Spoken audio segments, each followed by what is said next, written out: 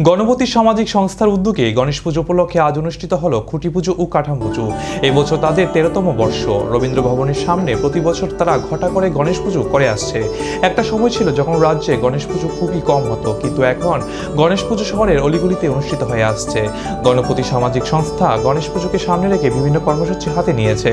রক্তদান শিবির থেকে শুরু করে অনাথ আশ্রমে খাদ্য বস্ত্র দান সহ অন্যান্য সামাজিক কর্মসূচি তারা এবছর পালন করবে। এবছর গণেশ পুজো হবে 7 সেপ্টেম্বর থেকে 4 দিন ব্যাপী।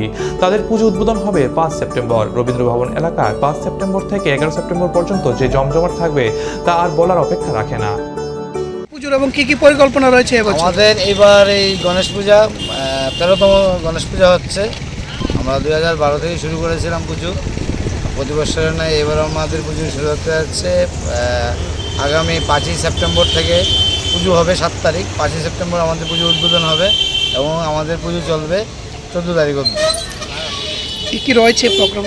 আমাদের প্রথমত পুজো যা হয়, পুজোর প্যান্ডেল হবে। পুজোতে 5 দিন ব্যাপী প্রসাদ বিতরণ করা হবে সাধারণ ভক্তবৃন্দদের মধ্যে। এছাড়া আমরা আরও 5-6টা সামাজিক কাজ করার পরিকল্পনা নিয়েছি।